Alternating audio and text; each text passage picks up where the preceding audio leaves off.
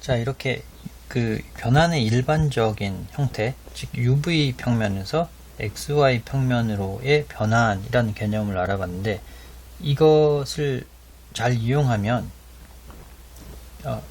이변수 함수의 치환 적분을 할 수 있는 굉장히 좋은 개념이 바로 이 방금 우리가 알아본 이 변환이라는 개념인데, 이게 어떻게 쓰이는지 이제 차차 하나둘 진행해 가보겠습니다. 천천히 이해를 해보겠습니다. 자, 우선 변환이 있습니다. t라는 변환이 있고요. t라는 변환은 u, v 평면에서 x, y 평면으로 변환을 시켜주는 겁니다. 그리고 t라는 변환 역시 t라는 변환은 uv 평면의 s에서, 여기는 uv 평면이고요, xy 평면의 r이라는 영역으로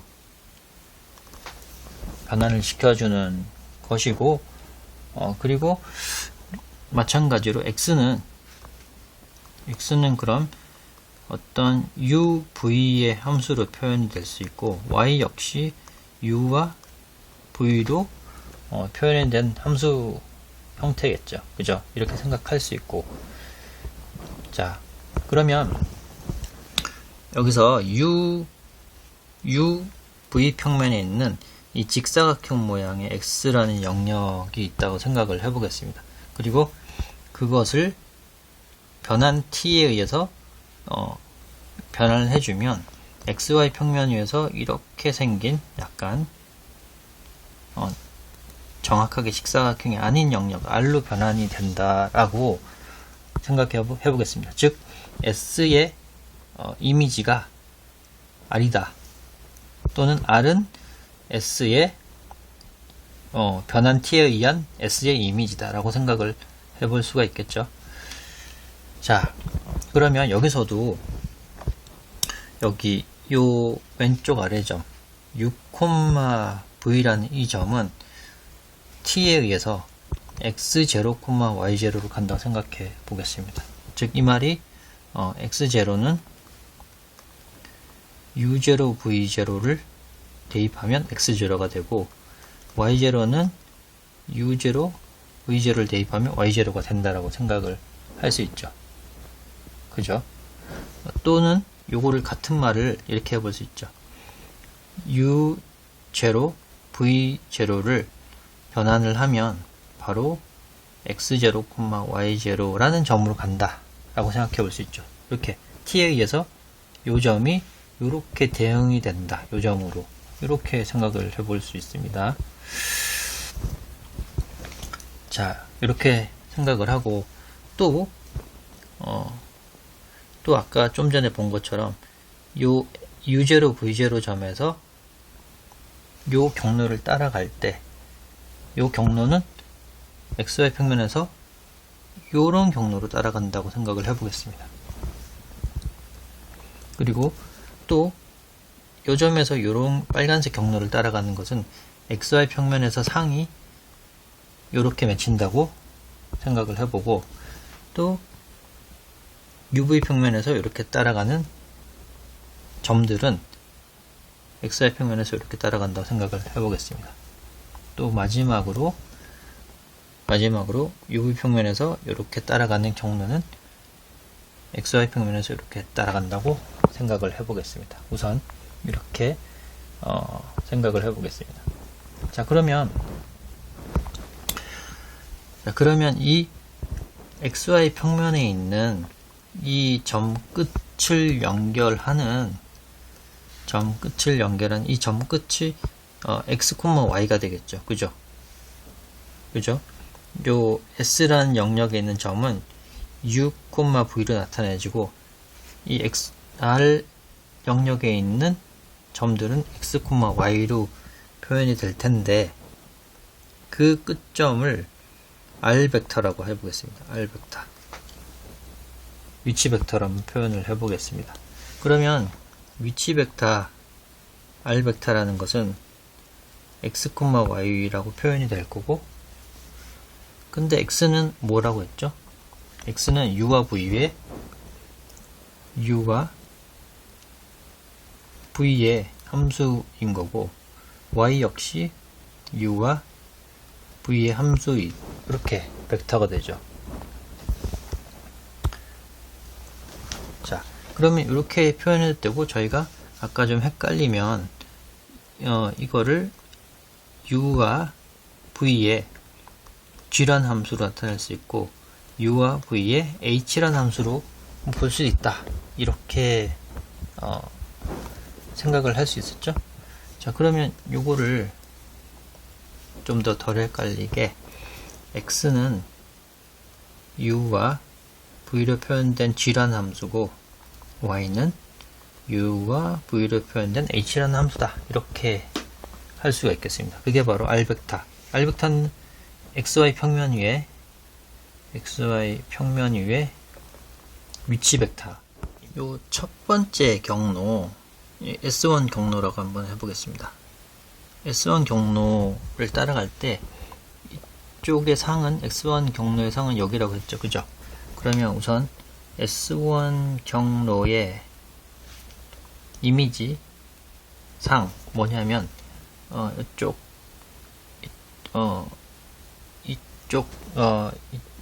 R 벡터인데 이게 S1이라는 게 뭐였죠? S1이라는 게 V 좌표가 V0로 고정되어 있고 U 좌표만 변해가는 겁니다. 그죠? 여기. 그러니까 여기가 V0 고정이고 U만 변해가는 것이죠. 그죠? 그러면 X1의 경로상의 상인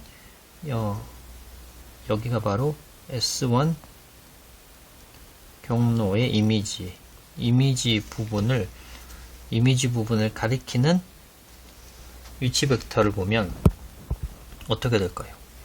G에 U에 V0 고정되어 있고 H에 U에 V0 고정되어 있는 벡터가 바로 이쪽 아래쪽에 있는 S1 경로의 이미지로 나타난 이제 R 벡터겠죠. 그죠? 여기까지 괜찮으시죠? 그러면 이 R 벡터라는 것은 사실상 V가 고정되어 있고 또는 V0로 대입해 버리면 이 R 벡터는 사실 U만을 변수로 가지는 벡터라고 생각할 수 있습니다. 이렇게 HU, 그죠? 일변수 함수를 가지는 어떤 벡터, 우리가 예전에 이렇게 R 벡터라는 게 T로 나타내졌고 여기에 T로 표현된 X좌표, T로 표현된 Y좌표, 이렇게 벡터 함수를 다뤘었죠. 그죠? T가 매개 변수 T에 의해서. 그러면 이거는 그냥 매개 변수 하나, U에 의한 벡터 함수이고, 저희가 이 벡터 함수에 요거의 접선은 어떻게 구했었나요? 이 벡터 함수의 접선은 그냥 T에 대해서 미분을 하면, 그죠? 이렇게 y'T를 하면 바로 그 점에서 접선을 구할 수 있었죠. 그죠? 그러면 이걸 싹 지우고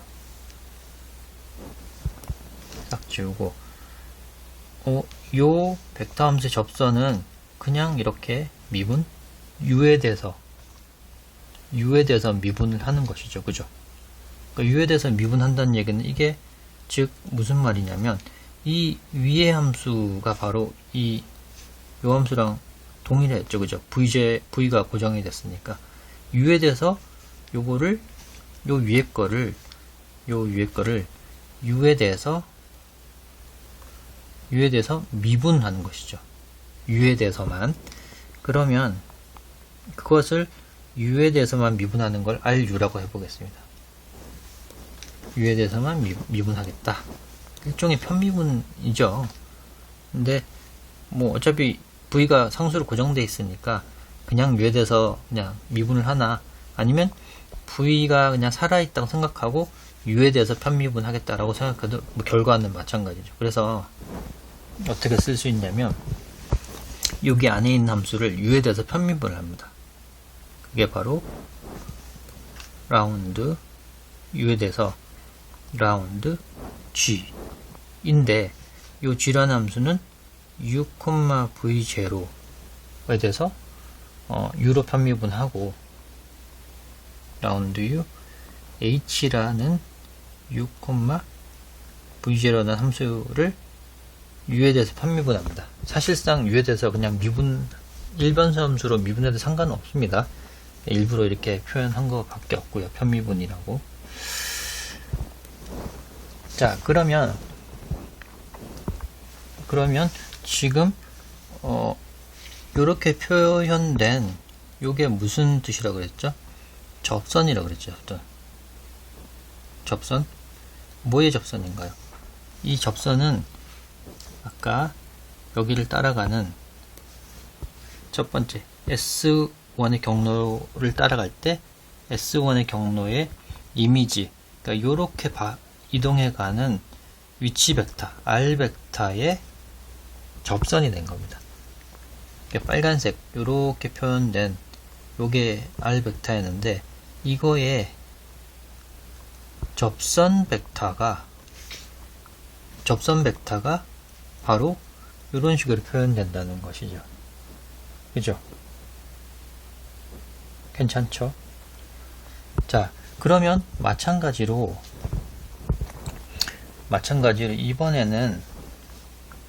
이번에는 이쪽을 한번 생각해 보겠습니다. 이번에는 어디를 해볼까요? 이번에는 좀 파란색 굵게 이렇게 이동하는, 그러니까 S2 경로를 이렇게 한번 V0 U0 V0에서 요 위로 이동하는 걸 S2 경로라고 해보겠습니다. 그러면 S2 경로의 이미지는 이렇게 나타나겠죠.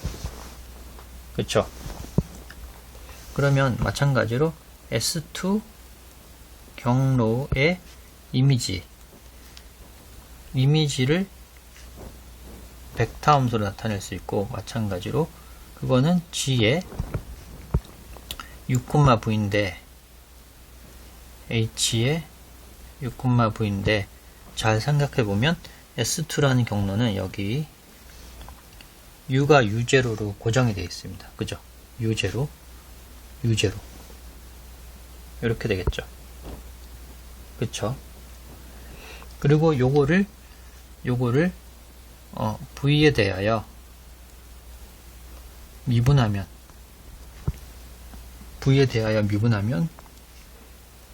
R, V라는 미분이 될 거고, 지금 U가 고정이 됐으니까 사실 그냥 DU 해도 되지만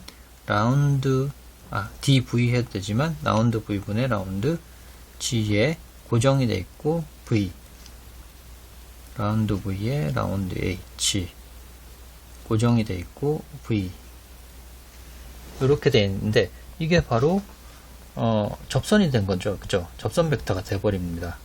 즉 이게 똑같이 지금 S2 경로의 상인 이 벡터, 여기 있는 벡터의 접선 벡터가 됩니다. 접선 벡터가 되는 것이죠. 자, 여기까지 따라오셨죠? 자, 여기까지 하고요. 여기서 영역 R의 넓이를 평행사변형의 넓이, 그러니까 이 지점과 이 지점을 연결하는 벡터 A와 이 지점을 시점으로 하고 여기를 종점으로 하는 벡터 B로 이루어지는 평행사변형의 넓이로 영역 R의 넓이를 근사시켜 보겠습니다. 근사값으로. 자, 그러면 이 평행사변형의 넓이라는 것은 우선 A 벡터와 B 벡터를 구해야지 평행사 변형의 넓이를 알겠죠. 그죠? 그럼 우선 A 벡터를 한번 구해보자. A 벡터가 뭐냐면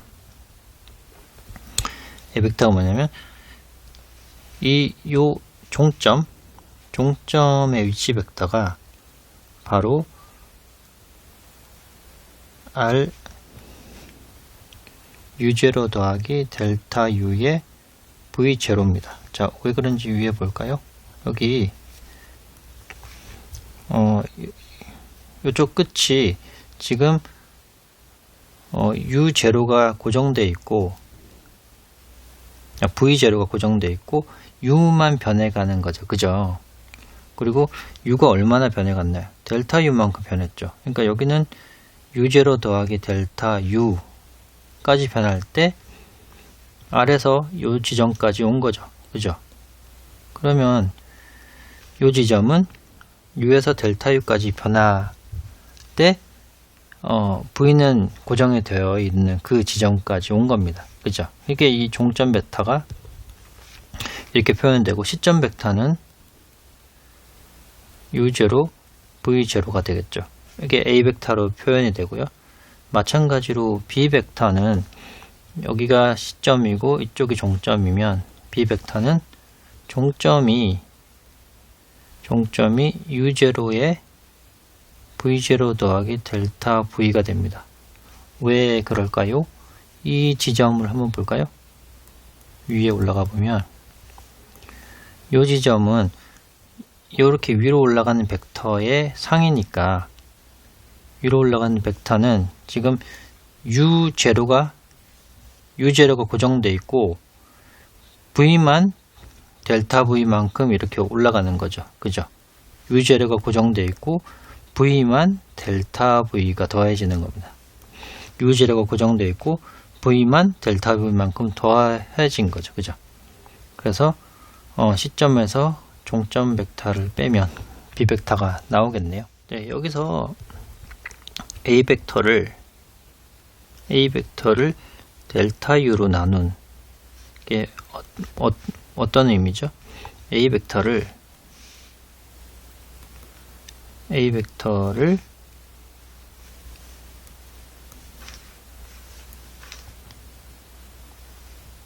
델타 U로 나왔다는 것은 이 지점에서 이 지점까지의 평균 변화율을 얘기하는 것이죠. 평균 변화율. 근데 거기에다가 U 벡터가 아니라 델타 U를 0으로 보내면 바로 이 지점에서의 접선의 방정식이 되는 것이죠. 그죠? 근데 접선의 방정식이 위에서 요 RU 벡터가 바로 요 S1의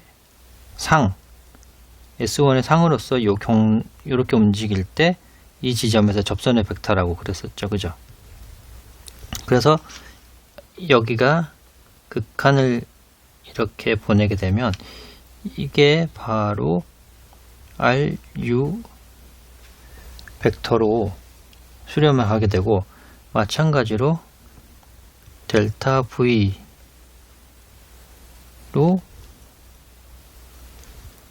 B 벡터를 하면 델타 V가 0으로 가고 델타 V B 벡터가 U0 V0 더하기 델타 V에 U0 V0로 하면 이 평균 변화율을 델타 V를 0으로 가면 실제로 이 평균 변화율이 아니라 이 지점에서 접선의 방정식이 되는 것이죠. 그죠? 순간 변화율. 그게 바로 V 방향의 이 접선 벡터가 되겠죠. 자, 이 두 가지 사실로 A 벡터의 근사값을 델타 U와 RU 벡터의 곱으로 나타낼 수가 있겠죠. 왜냐하면 지금 A 벡터의 근사값을 델타 U와 요걸 곱한, 그죠? 곱한 값이 A 벡터의 근사값이겠죠. 극한을 보내지 않으면. 마찬가지로 B 벡터를 RV 벡터와 델타 V를 곱한 거를 B 벡터의 근사값으로 쓸 수 있을 겁니다. 극한을 안 보냈으니까요. 그래서 B 벡터는 델타 V에다가 RV 접선 벡터를 취한 거를 근사값으로 쓸 수 있겠네요. 자, 그럼 이제 우리가 구하려는 영역 R의 넓이의 근사값은 A 벡터와 B 벡터의 평행사변이니까 이 두 벡터의 외적의 크기, 외적의 크기가 이 평행사변 넓이인데, 사실 그러면 A 벡터의 B 벡터의 외적의 크기를 구하고 그거를 이제 R 영역의 넓이의 근사치라고 얘기할 수도 있고, 또는 요 값과 요 값의 외적을 구해서 근사값이다 라고 해도 상관없겠죠. 그죠? 자, 그러면 여기서 R의 영역, R의 근사 넓이는 A 벡터와 B 벡터의 외적의 크기일 거고, 이것은 델타 U R U 벡터와 델타 V R V 벡터의 크기가 되겠고, 델타 U와 델타 V는 스칼라 값이니까 그냥 나옵니다. RU 벡터와 RV 벡터만 외적해주면 되겠네요.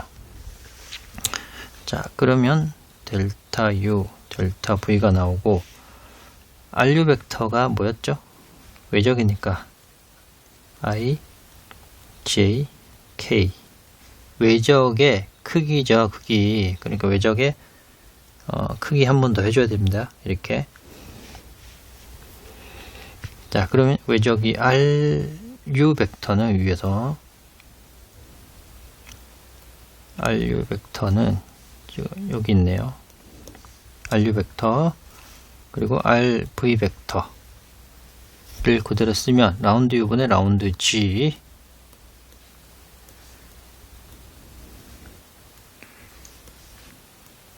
라운드 U, G, 라운드 U, 라운드 H 이렇게 되고, RV 벡터가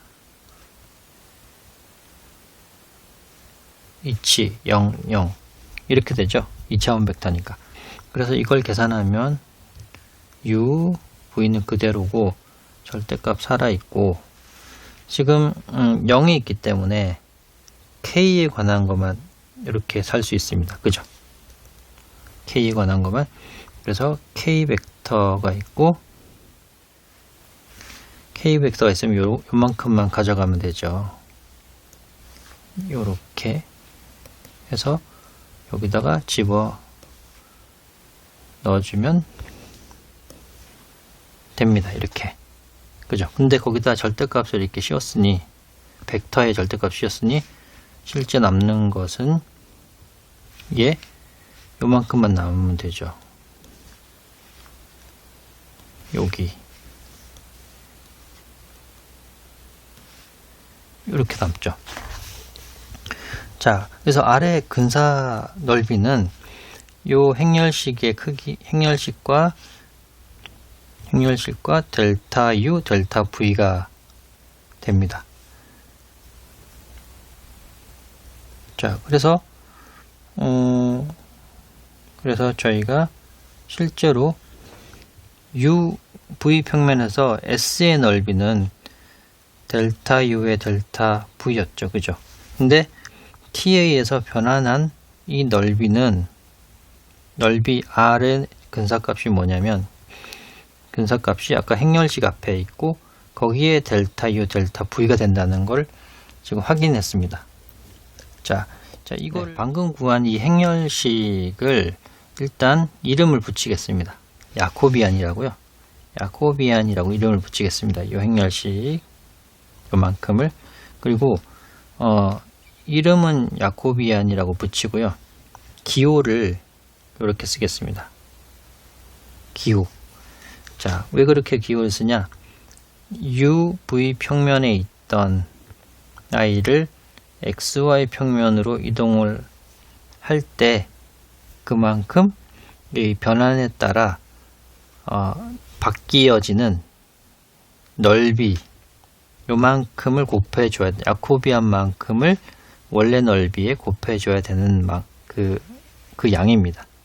그거를 야코비안이라고 하고 계산은 행렬식 기호는 이렇게 쓴다 라는 걸 일단 약속하고 넘어가겠습니다.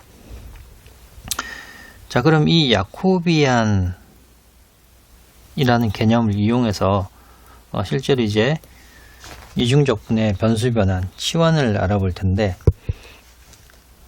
지금 좀 전에 저희는 이제 S라는 영역에서 R로 변환을 해줬죠. T에 의해서. 그러면 자, 이 넓은 S라는 영역에서 넓은 R 영역으로 변환할 때 생각을 해봤는데, 이제는 이 적분소인 여기 델타 U, 델타 V를 요만큼이죠. Sij라는 요 적분소를 Rij라는 요 적분소로 T에 의해 변환을 할 때 이 Rij 넓이가 어떻게 되냐 라는 것이죠. 그죠?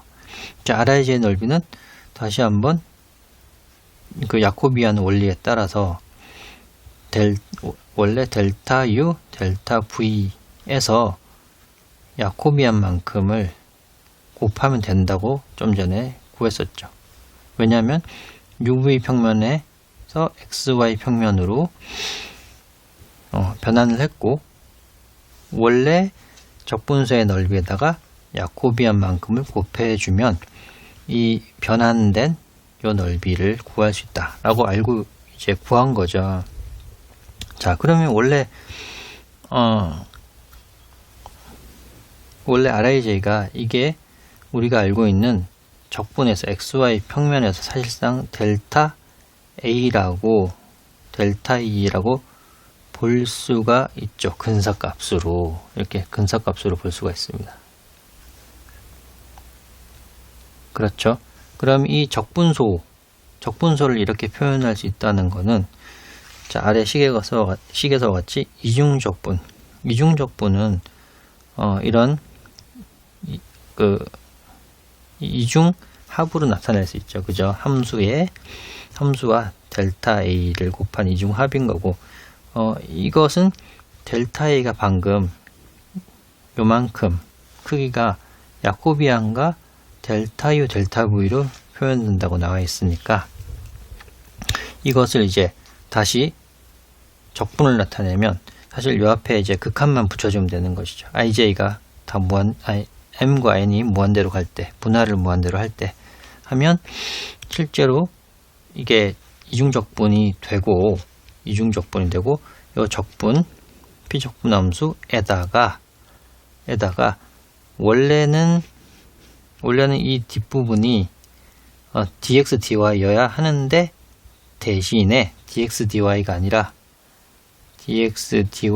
아니라 야코비안의 du dv를 곱한 만큼을 적분소로 취하겠다 라는 게 이중적분의 변수 변환입니다. 자, 여태까지 굉장히 복잡하고 좀 어렵게 왔으나 마지막으로 기억을 해야 되는 게 바로 이 결론입니다. 원래 UV 평면에서 어떤 영역을 T에 의해서 이런 영역으로 변환이 돼서 R로 XY 평면으로 이렇게 됐을 때 나는 이 XY 평면에서 굉장히 이상한 모양의 영역 R에 대해서 dA 적분을 해보겠다, 이중적분을 해보겠다 하면 dx dy로 우리는 했었죠. 그런데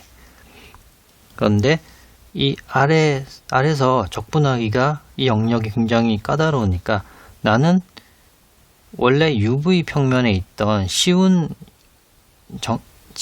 이 영역에 대해서 적분을 하는 것이 변수 변환 치환이 될 거고, S 영역에 대해서 함수를 적분하는데 du dv가 아니라 거기다가 야코비안 만큼을 곱해주면 된다는 것이죠. 이게 적분소가 du dv의 야코비안 만큼, uv 평면에서 xy 평면으로 이동할 때 야코비안 만큼을 곱해서 적분해주면 된다. 이게 바로 이변수 함수의 변수 변환 또는 이변수 함수 적분제, 이중 적분의 변수 변환 또는 이중 적분의 이변수 함수의 치환 적분이라고 부를 수도 있습니다. 자, 이 굉장히 길게 왔는데 일단 공식은 머리에 두고 계셔야 되고요.